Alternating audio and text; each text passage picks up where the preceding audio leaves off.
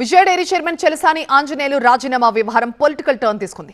విజయ డైరీని బలహీనపరిచి హెరిటేజ్ కు లబ్ధి చేకూర్చేందుకే టీడీపీ నాయకత్వం చలసానితో రాజీనామా చేయించిందని వైసీపీ ఆరోపిస్తోంది. మరోవైపు వైసీపీ నేతల ఆరోపణలని ఖండించారు చలసాని ఆంజనేయులు. విజయ డైరీని బలహీనపరిచే ఆలోచన ప్రభుత్వానికి కానీ టీడీపీకి కానీ లేదన్నారు. విజయ డైరీని అభివృద్ధి చేసేందుకు చంద్రబాబు కృషి చేస్తున్నారన్నారు. విజయ డైరీ చైర్మన్ చలసాని ఆంజనేయులు రాజీనామా వ్యవహారం ఏపీలో హాట్ టాపిక్ గా మారింది. కృష్ణా మిల్క్ యూనియన్ విజయ డైరీగా రాష్ట్ర వ్యాప్తంగా గుర్తింపు పొందిన సహకార రంగ సంస్థ. ఇలాంటి సంస్థకు చలసాని ఆంజనేయులు చైర్మన్ గా బాధ్యతలు చేపట్టారు. కానీ విజయ డైరీ నాయకత్వాన్ని మార్చాలని టీడీపీ అధిష్టానం భావించడంతో ఆయన చైర్మన్ పదవికి రాజీనామా చేశారు. టీడీపీ నూతన నాయకత్వంతో గ్యాప్ ఉండడంతో చివరకు చలసాని రాజీనామా చేయాల్సి వచ్చిందన్న టాక్ వినిపిస్తోంది. మరోవైపు చలసానితో రాజీనామా చేయించడం వెనుక విజయ డైరీని నిర్వీర్యం చేయాలనే కుట్ర ఉందని ఆరోపించింది వైసీపీ. విజయ డైరీని బలహీనపరిచి హెరిటేజ్ కు లబ్ధి చేకూర్చాలని చంద్రబాబు, లోకేష్ భావిస్తున్నారన్నారు మాజీ మంత్రి పేర్ని నాని.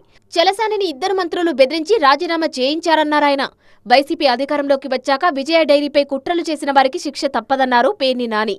విజయ డైరీని ఎవరైతే నష్టాల బాట పట్టించి దాన్ని మూతకి ప్రయత్నాలు చేసిన ఎవడైనా ఖచ్చితంగా ఊసలు లెక్క పెడతాం ఖాయం. ప్రజల యొక్క, రైతుల యొక్క ఆస్తిని మీరు కబళిద్దామని హెరిటేజ్ కోసం అని చెప్పి ఎవడు ప్రయత్నం చేసినా, లోకేష్ మాటలని ఎవడు ఆ కుర్చీలో కూర్చుని తప్పుడు ఆలోచనలు చేసినా కూడా దాన్ని పరిహారం గట్టిగా ఉంటుందని కూడా. తనను మంత్రులు బెదిరించారన్న వైసీపీ నేతల ఆరోపణల్లో నిజం లేదన్నారు చలసాని ఆంజనేయులు. మంత్రులను తాను టీడీపీ దూతలుగానే చూశానన్నారు.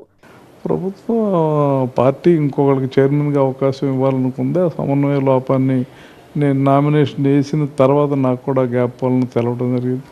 దానివల్ల నాకు ముఖ్యమంత్రి చంద్రబాబు నాయుడు గారి ఆదేశం, నేను ఆయన శ్రీరాముడు, నేను ఆంజనేయుడు అంటండి. విజయ డైరీని అభివృద్ధి చేయాలనే ఉద్దేశంతోనే చంద్రబాబు తనకు బాధ్యతలు అప్పగించారన్నారు చలసాని ఆంజనేయులు. తన పదవీ కాలంలో సంస్థ అభివృద్ధి కోసం పాటుపడ్డానన్నారు. 200 కోట్లతో కొత్త ప్లాంట్ ఏర్పాటు చేశామన్నారు. రైతులకు ఏడాదికి 3 సార్లు బోనసులు అందించామన్నారు. టీడీపీకి విజయ డైరీని బలహీనపరచాలన్న ఆలోచన ఉంటే తన పదవీ కాలంలో సంస్థ అభివృద్ధికి ఈ స్థాయిలో చర్యలు ఎందుకు తీసుకుంటారని ప్రశ్నించారు.